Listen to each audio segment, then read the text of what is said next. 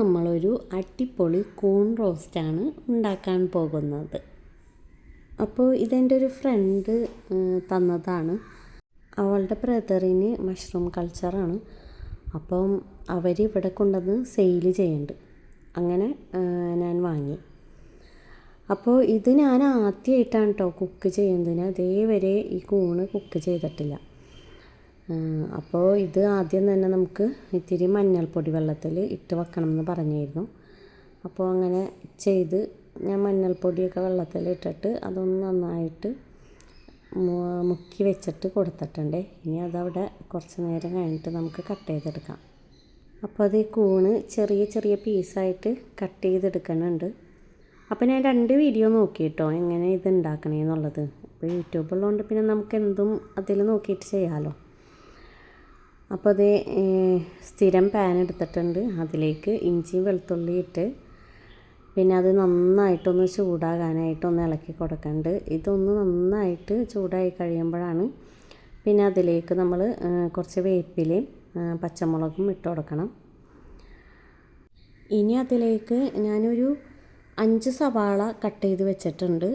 അത്രയും ആവശ്യമില്ല. ഞങ്ങൾക്ക് പിന്നെ വേറെ കറിയൊന്നുമില്ല. ഇന്ന് ഈ മഷ്റൂം റോസ്റ്റ് തന്നെയാണ്. അപ്പോൾ അതുകൊണ്ട് കുറച്ച് ഗ്രേവി അധികം ഉണ്ടായിക്കോട്ടെ എന്ന് വിചാരിച്ചിട്ട് ഞാൻ 2 സവാള കൂട്ടിയെടുത്തതാണ്. അപ്പോൾ സവാള ഇട്ടിട്ട് അതിലേക്ക് കുറച്ച് ഉപ്പ് ഇട്ടിട്ട് നന്നായിട്ടൊന്ന് ഇളക്കി കൊടുക്കാം. ഈ ഉപ്പ് സവാളയുടെ കൂടെ കുറച്ച് ഇട്ടിട്ടുണ്ടെങ്കിൽ നമുക്ക് നന്നായിട്ട് പെട്ടെന്ന് വാടി കിട്ടും കേട്ടോ സവാള. അപ്പോൾ എനിക്ക് നൈറ്റ് ഞാൻ 7 മണിക്ക് ഫുഡ് കഴിക്കുമെന്ന് പറഞ്ഞില്ലായിരുന്നു. അപ്പോൾ എൻ്റെ ടൈം ആയിട്ടാവും. ഇനി ഇതൊക്കെ വെന്ത് വരുമ്പോഴത്തേക്കും എനിക്ക് വിശപ്പ് സഹിക്കില്ല. അതുകൊണ്ട് ഞാൻ എന്തെന്ന് വെച്ചിട്ടുണ്ടെങ്കിൽ ഗോതമ്പിൻ്റെ പുട്ടായിരുന്നു ഉണ്ടാക്കിയത്. ഇന്നലത്തെ മീൻ ചട്ടി ഇരിക്കണ്ടായി. അതിലേക്ക് ഞാൻ ഗോതമ്പിൻ്റെ പുട്ടിട്ടിട്ട് നന്നായിട്ടൊന്ന് കുഴച്ച് എൻ്റെ വിശപ്പ് ഞാൻ അടക്കി.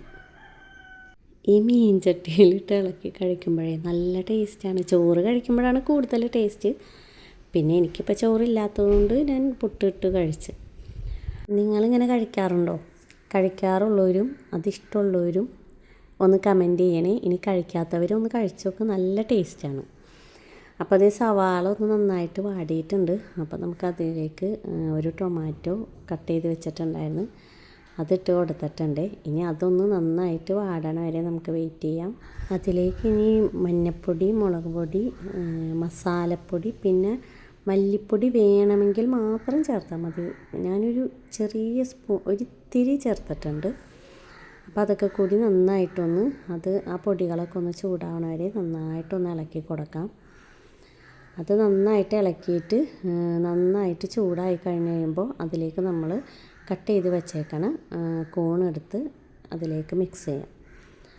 കൂണിൽ ഓൾറെഡി കുറച്ച് വെള്ളം ഉണ്ടാകും. അപ്പോൾ അതുകൊണ്ട് നമ്മൾ ഒഴിക്കണ്ട.